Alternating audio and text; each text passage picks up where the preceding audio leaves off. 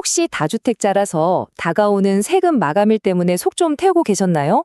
그렇다면 이건 정말 희소식입니다. 정부가 바로 여러분 같은 분들을 위해서 아주 중요한 보완책을 내놨거든요. 자칫 세금 폭탄을 맞을 뻔한 상황에서 정말 숨통이 트이는 소식인데요. 오늘 그 내용, 핵심만 쏙쏙 뽑아서 제가 확실하게 설명해 드리겠습니다. 자, 그래서 오늘 우리가 뭘 살펴볼 거냐면요. 우선 도대체 왜 다들 그렇게 마감일에 쫓기고 있었는지, 그리고 그 과정에 어떤 큰 장애물이 있었는지부터 시작할 거예요. 그리고 나서 정부가 내놓은 기가 막힌 해결책은 뭔지, 그래서 우리한테 주어진 새로운 데드라인과 조건은 어떤 건지 자세히 알아볼 거고요. 마지막으로는 집 사는 사람들을 위한 보너스 혜택과 공식 시행일까지 이 순서대로만 따라오시면 오늘 내용 완벽하게 마스터하실 수 있습니다. 네, 그럼 바로 본론으로 들어가 보죠. 모든 문제의 시작점, 판매자들의 애를 태우던 바로 그 세금 마감일 이야기부터 시작해 보겠습니다. 혹시 조정 대상 지역에 집을 여러 채 갖고 계신 분들 아마 2026년 5월 9일이라는 날짜가 머릿속에 계속 맴돌았을 겁니다. 왜냐하면 이게 진짜 말 그대로 데드라인이었거든요. 이날까지 집을 팔지 못하면 그동안 미뤄줬던 어마어마한 세금을 한꺼번에 내야 하는 상황이었으니까요. 네, 그 무서운 세금이 바로 양도세 준과라는 건데요. 그러니까 집을 여러 채 가진 사람이 정부가 딱 정해놓은 지역에 있는 집을 팔 때 세금을 정말 엄청나게 더 내게 하는 그런 제도예요. 정부가 이걸 한동안 안 받겠다고 유예해줬는데 그 혜택을 볼 수 있는 마지막 날이 바로 5월 9일이었던 거죠. 그런데 마감일은 다가오는데 생각지도 못한 커다란 벽이 나타난 거죠. 그게 바로 토지 거래 허가라는 절차였습니다.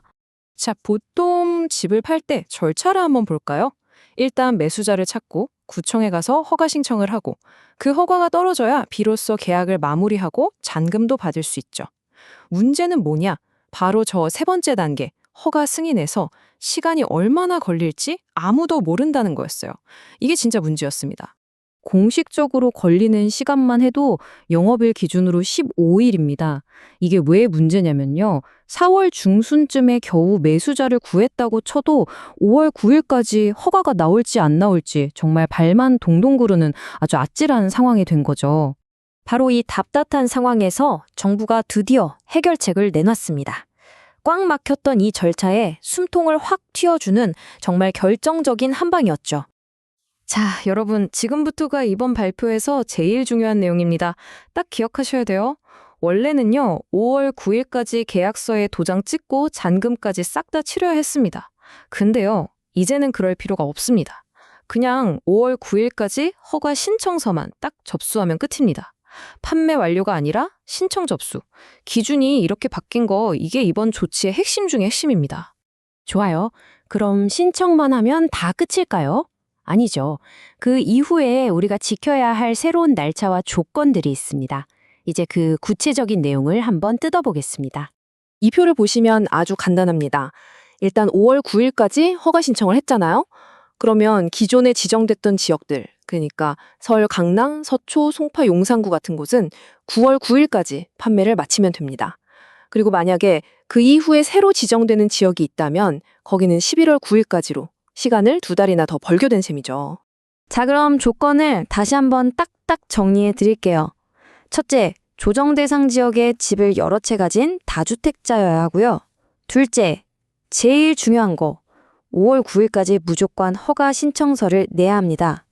마지막으로 신청하고 나서 지역에 따라 4개월이나 6개월 안에 최종 계약을 마무리하면 이 모든 혜택을 받을 수 있는 겁니다. 근데 이번 조치가 판매자한테만 좋은 소식은 아니에요. 이게 또 매수자, 그러니까 집을 사는 사람들을 위한 혜택도 들어있거든요. 이게 결국 무슨 뜻이겠어요? 내 집이 더 잘 팔릴 수 있게 됐다는 거죠. 정부가 왜 이런 조치를 했는지 보도자료를 보면 딱 나와요.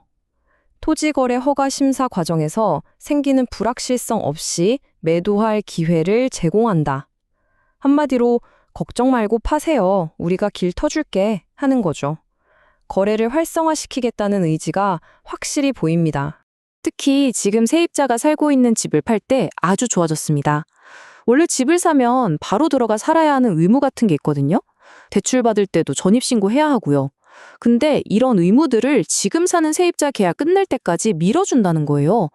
와, 이건 당장 이사할 계획이 없는 매수자 입장에서는 정말 솔깃한 조건이죠. 자, 그럼 이렇게 좋은 내용들이 그냥 발표로만 끝나는 게 아니라 언제부터 진짜 법적인 효력을 갖게 되는지 그 공식적인 스케줄도 한번 확인해 봐야겠죠? 타임라인 보시면 아시겠지만 정부가 굉장히 서두르고 있습니다. 4월 10일부터 바로 법 개정을 알리고 국무회의 거쳐서 4월 말이면 바로 시행에 들어갑니다.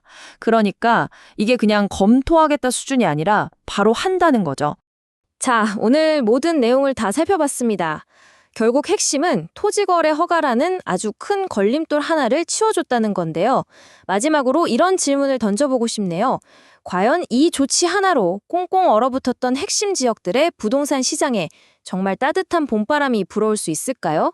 이제 시장이 어떻게 반응할지 지켜볼 일만 남았습니다.